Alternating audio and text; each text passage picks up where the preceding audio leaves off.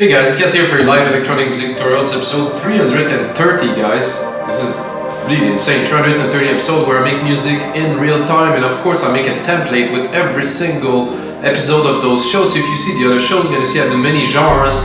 I produce electronic music for over 20 something years and I love it and I want to keep on doing it, and the best way for me to keep on doing it is to share all the knowledge that I accumulated over those years with you through those episodes. And today guys, I'm going to make some orchestral trance.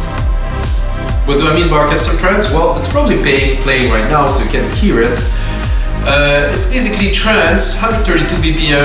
I'm going to use silent one because I think it's the most excellent synth to do trance. I'm going to use some string sections, probably some brass and different organic element and orchestral element with some electronic element mixed together. It's going to be driving. It's going to be definitely more prog trance with like, of course, some orchestral accent in it. And like I said earlier guys, I'm going to make a template. It's playing right now. I think it might end up good, might not.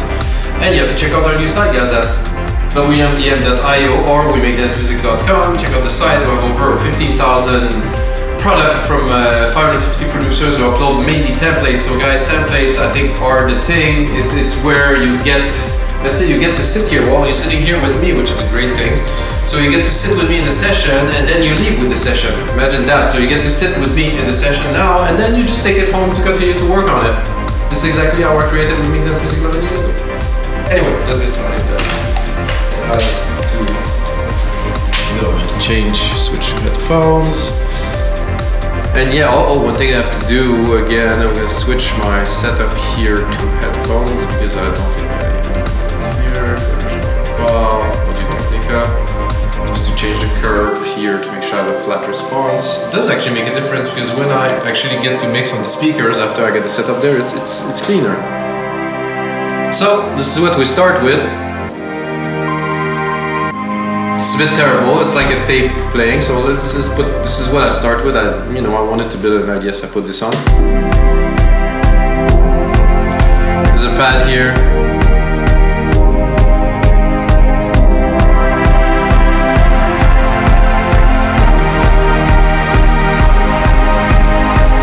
Very kind of trance ambience and stuff. And the first thing I'm gonna do guys is to play a little bit with orchestral element because this definitely need a little bit more envelope, so it has a tail, so you can hear now it's just cutting at the end and then it's restarting, and it's not quite our violent sound usually.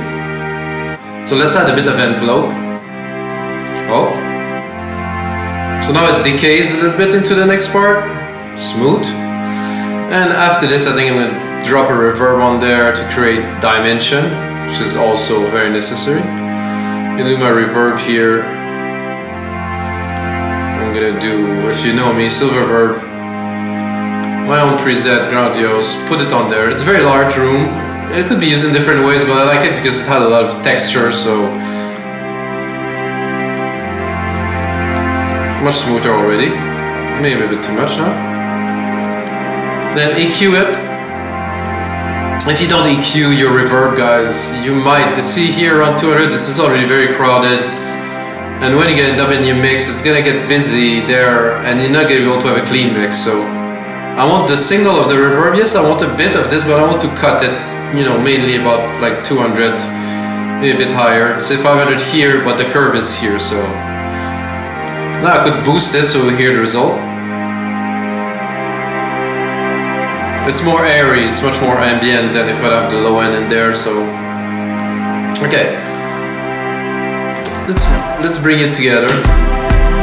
Drop this. I'm gonna use the pad as a starting point, for this, so I'm gonna go into the pad, put it on touch, drop some automations here just to write something, put A to show the automation, show the cutoff of the alchemy here. Put it to read, because if not I will keep on writing automation, it's going to become very messy. It's not the pad is way too loud. The pad should be in the back because they take all the space. It's not like a bass set that come here and there. The pad is very present and it takes a lot of room in the mix. So you want your pad not to be completely thin but to be quite controlled. See, there's a lot of low end here which I don't want because when I'm going to put my bass line I don't want it to interfere. I was listening to a radio show, I mean, I'm gonna say it, to Nora En Pure on my way I was running this morning, and I listened to a track, and I mean, the ideas in the track were just splendid. It was such a great track, like everything was there, except that the mix was just like terrible, guys. I mean, it's for me, because I'm an engineer, I listen to things differently, right? And then the mix was just like, so everything was really clashing together, and I could really hear it, and then they compressed it a lot on top and they tried to make it better, but you just cannot do this at this point, because if you have so much frequency crowding, let's say the 60 to 200 hertz or even 400 hertz, you're doomed, you know, everything is there, it's like muddy and stuff, you're gonna compress it, you're gonna make it cleaner and stuff, but you cannot just remove it or remove some frequencies, so it's very important to clean your lower end, guys. Then I'm gonna go, the kicks I think are not very balanced too, so I'm gonna lower them a little bit. Let's say we take both of those kicks here. I'm gonna send them to separate bus, because it is already on the bus of this drum machine designer. I'm gonna just do my own bus here, do bus 7. Then I'm gonna look at the output of bus 7 to see how much my two kicks are together. I'm gonna drop it around -9, -10 is a standard for me, so you have a decent mix. Then you can calibrate the rest of the element to the kick. If you go higher, that I would say -8, you will have problem mixing your track. It's like a staple for me. I've been doing this type of mix for a really long time. See, now the kick is lower, I'm gonna have to drop the elements. So another very important part of mixing trance, which is complex because sometimes you have a lot of layers, guys, is to really mix it, to really think if the elements are colliding, are they tight, or do they work, am I adding too much, is it just like a pile of stuff on top of each other, you know. And the kick have to be there, then you just build the element upon it. And if you question it, I have a way to do it personally, is I drop all the pot, I take the busiest part of the track, and then I slowly raise them one by one with the basis of the kick at around -10 dB. And then I raise them just enough, and then you're gonna see your mix will come out completely different, and you're probably gonna be able to have more air and more space in the mix, which will translate a lot better in a bigger sound system. So this is cool. I talk a lot today. Like I said, I went for a run today, so those days are good days. I'm gonna drop the strings, but really, I'm really gonna cut most of the low, and I want a little bit of mid-lows here, not so much, but then I'm really gonna put them in the back. I want to hear them, but they're just there to support a little bit, because strings are very rich, there's a lot of tone to them and they take a lot of space, so I want some space for my arps, my bass, and my other elements. First thing I'm gonna do is I'm gonna go here, drop a snare, just quickly build some basic elements with you guys. So quick snare, 1 out of 2 pattern of the kick, of course. This is just the basic to kind of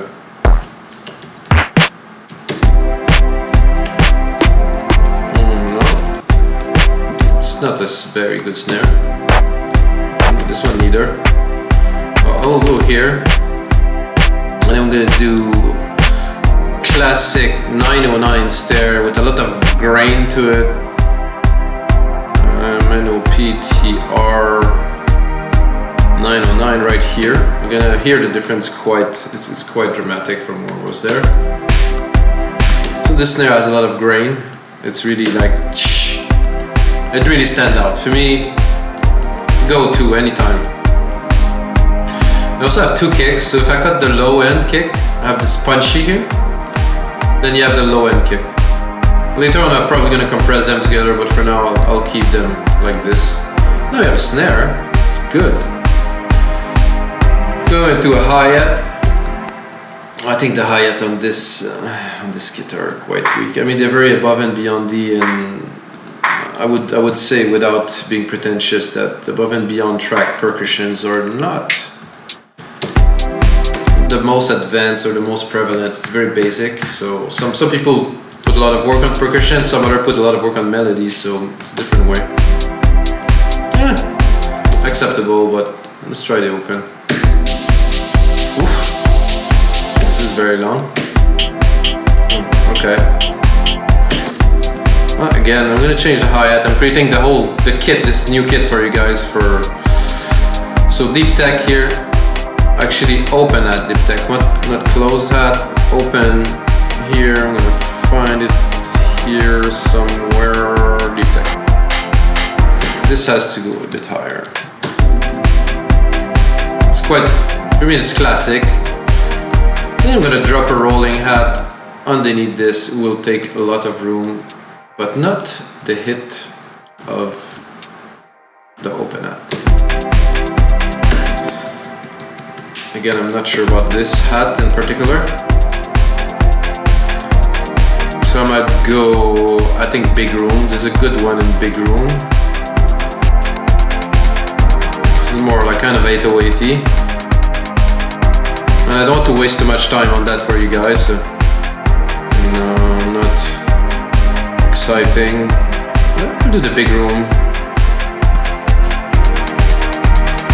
And then mix it properly, really put it in the back because it's very intense. I think I'm probably going to take a bit of the top end and exaggerate it a little bit here. So I want really the clicky, and also too much presence here, about 5-800. It's not a good idea. So now that I have that, I can really pull it in the back. What I'm going to do is I'm going to do a bit of a delay to give it some dimension. I'm going to hit right away because it's already set to 10 and 20. So this is interesting. I think it's a bit much. I'll do 5 and 10. So what's happening now without? This is really static. When you put that, then you can hear it. It's really going in a stereo field in a different way. It's fun. Make it more groovy and more dynamic. There's some percussions there. I always find this funny thing about you call something percussions. Oh, that was kind of interesting. Oh, this is like just a tick. I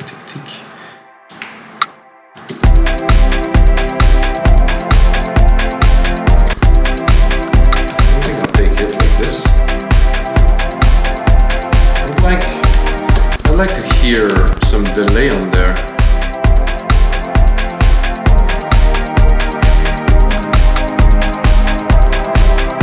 Okay, interesting.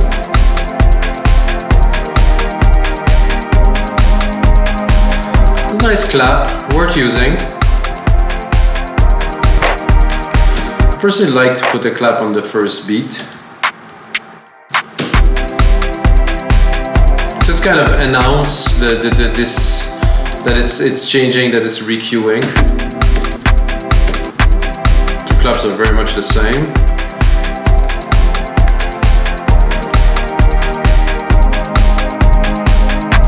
I'm going to also send this to a delay. I'm going to change it to a 909. Clap, this is classic. Oh my god, this is such a classic. With the delay, it's nice. Fit perfectly in the mix already. Okay, now I'm going to get into the meat of things, guys. I'm just thinking what type of bass I will introduce. Like groovy, arpeggiated. I mean, the choices are like I made so many tracks in my life that I have a lot in my registry of things. So I will first take the keys here. I'm gonna take just the bass keys, of course, at the bottom here. Obviously not that, and I'm taking so that there's different. There's so many different things to do this. So just like it. Oh, I can hear something. For silent, it's a bit low. I'm gonna go up an octave. Important.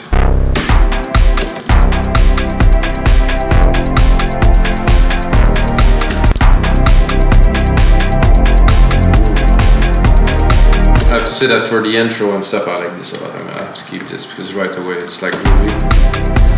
Then, very important, drop a sidechain on it. Take your instrument, which is the kick, above and beyond kick. Get the signal in there, sidechain it, drop some compression in there, get it to groove.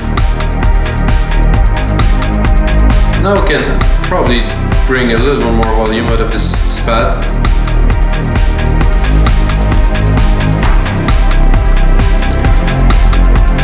Sounds like a lot of fun already. So what I'm gonna do is I'm gonna expand what we have here. I'm gonna drop view, secondary roller, blah blah blah, secondary roller here. So I have 2 minutes of a track. It should be enough for now. Just to build an intro and do something cool. So what do we need now? Are we going for an ARP or melody? It's always tough because I think the melody could go first and then we drop the ARP underneath. Another question is the melody going to be a synth or a piano?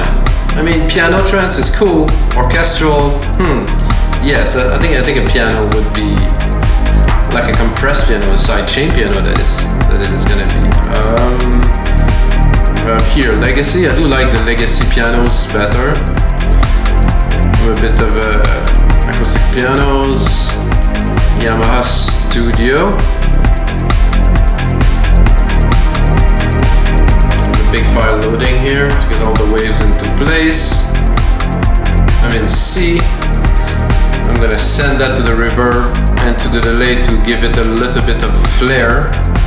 Because if not, it's gonna be quite boring to hear me play completely dry. This is a ping pong delay here, perfect. And then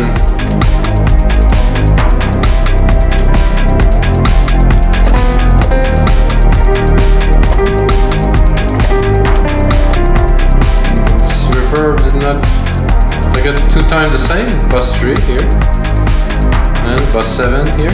Oh, bus 7, this is the one I wanted. Here we go. There was nothing there in the bus 7, so that's why I thought it was.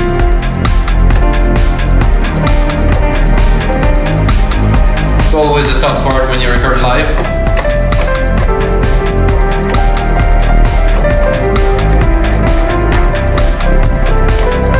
So another thing is I don't want to turn it to be too mellow.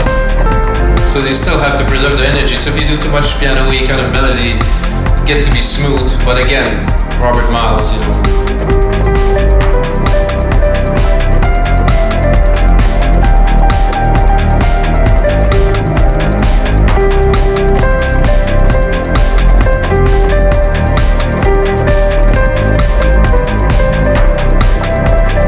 So those 3.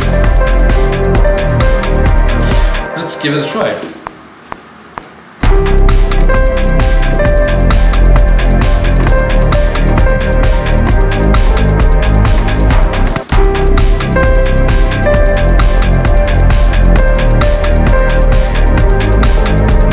Okay, so, you know, not to make things complicated because I'm recording live, I'm gonna use this melody and then of course, we have the magic of the sequencer, you know, which gives us infinite possibilities.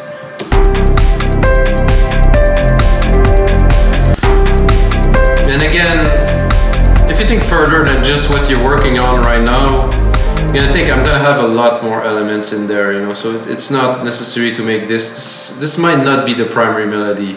It might be just some background kind of activities, you know, to keep people interested. So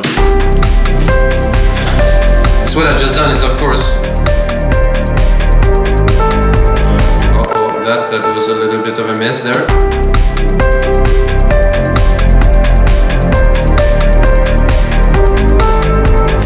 This key.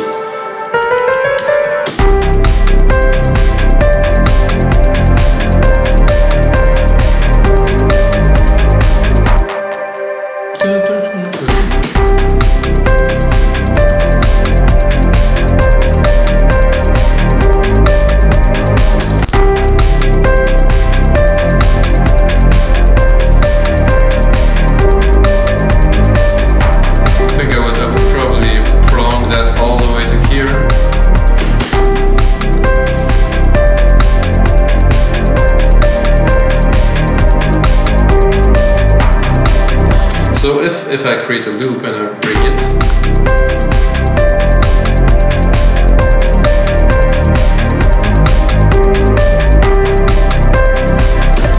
not so exciting, but I'll keep it.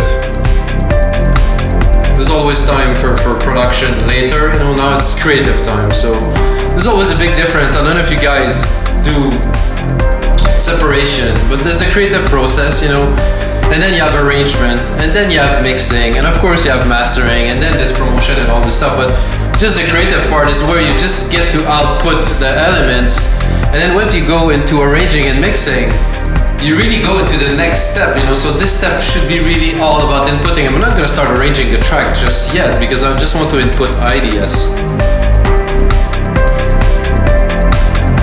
Actually, I like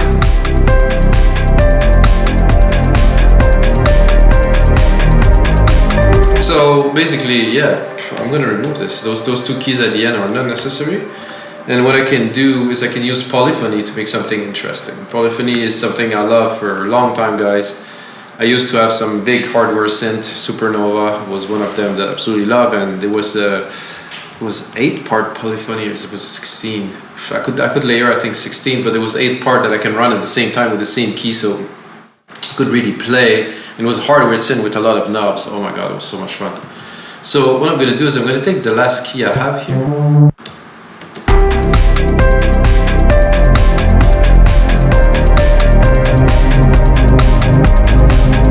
not going to take this key, obviously. I mean this sound. I think something a bit fuzzy would be nice, kind of make it a bit grittier, you know, maybe an ARP or like a... Oh, this Let Go. I'm using very old sound set, guys, by the way. It's kind of all... It's all the same at this point. It doesn't... There's not so much left to create, so you just modulate a little bit. Could be cool, it's a bit intense.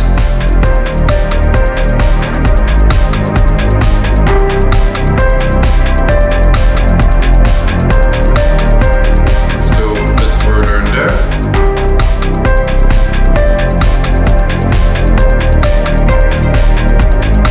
Some pads in here. Oh, there's Anjuna in there. Anjuna pad, classic for me.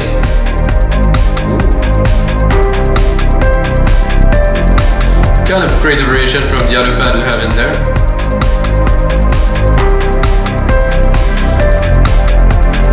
So far, still clean. This pad is doing quite well. So what I'm gonna do is I'm gonna take my string section here, go in there, create an arpeggiator with silent one.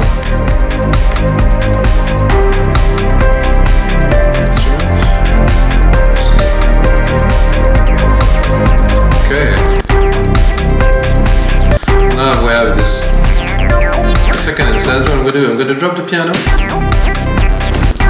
gonna go of course into ARP. This is very little in there, I think. It's not so many, but I want some classic kind of trance kind of thing. Oof. It's cool.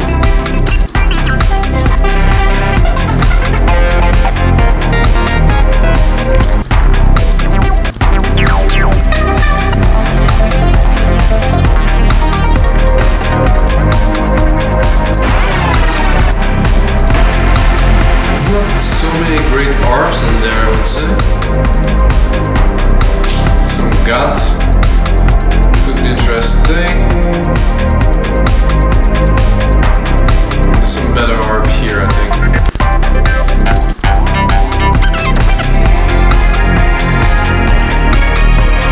Not quite for trance. That reminds me of something. Kind of cool. Quite trippy.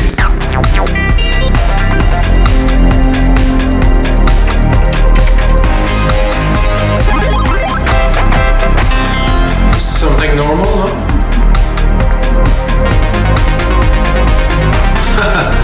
Oh, that's a classic. No?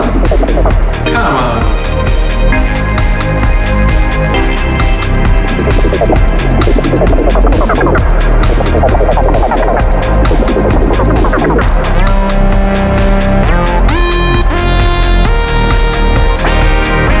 Well, I don't get stuck.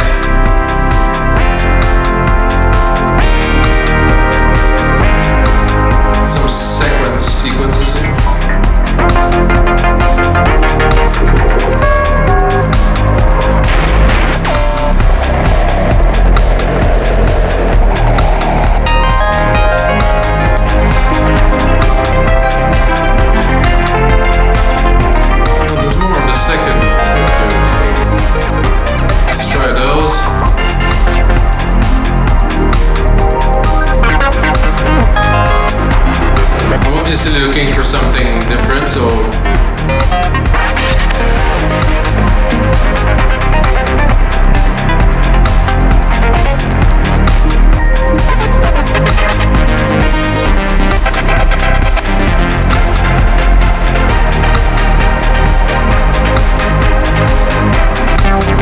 That could be okay, but it's really kind of, to me, cheesy.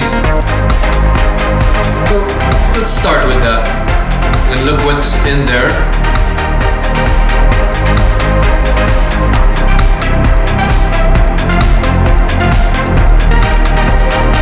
Chords are nice.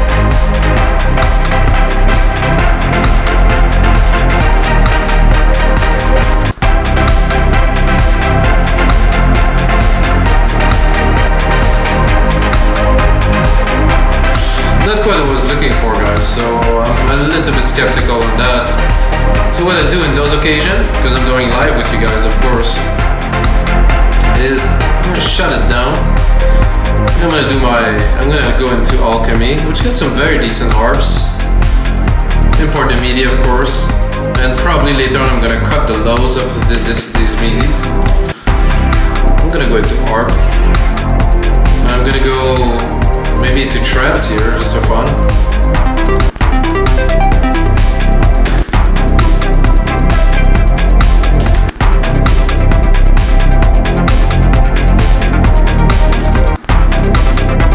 It's kind of classic. What is this?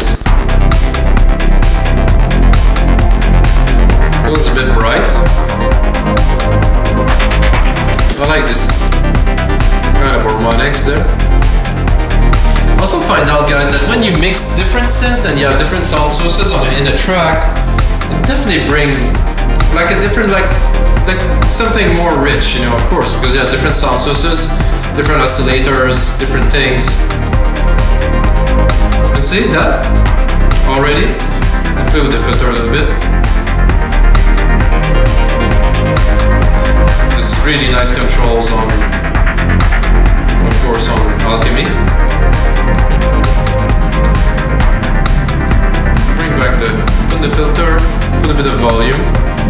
We need sidechain, guys. I don't know why there's no sidechain on this channel here. Wait a second. I'm gonna go in there, I'm gonna pick my comp from here. Option, Command, poof, copied. I'm gonna do the same here with the rest of the element to get everything to pump in sync.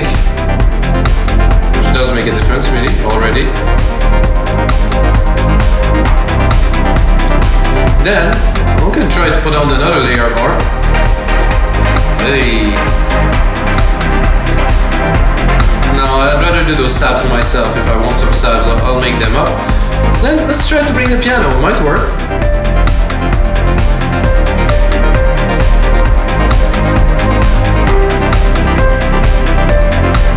It's a bit above and beyond the kind of this track now. I'm thinking, what could I add to this? I think kind of like a padish melody with this Anjuna pad here that I have, which I replicate. And I might play a bit more for you guys.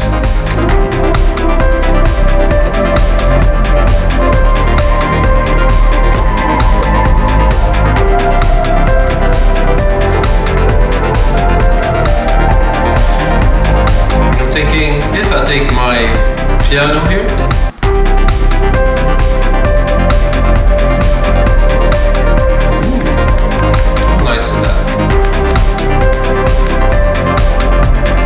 I took the piano here, the pad, layered it with the piano, with quite like a good groovy ambience, the bass. Oh no, this is the pad. Oh, let's put the pad. Where's my bass? Is here.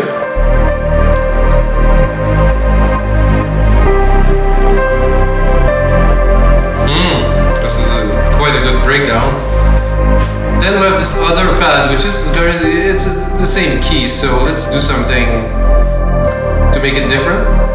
I'm gonna go up, then I'm gonna drop an arp on there, just for fun.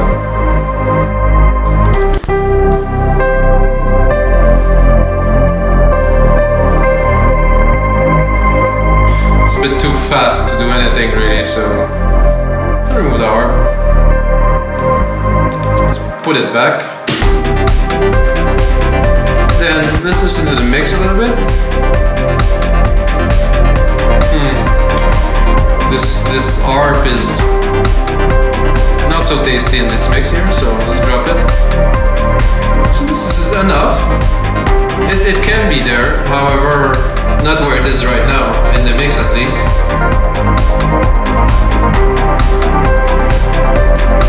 You can use it as a driver in the back, absolutely fine, but not at the forefront. This one too.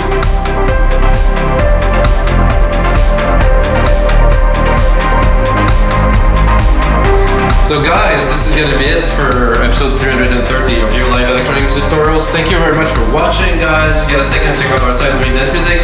The template's gonna be below. What I do after this is I put in 2, 3, 4, sometimes 5 hours into the track, make it into a full template where you guys can get in the link below. Until next time, guys, may the sounds be with you.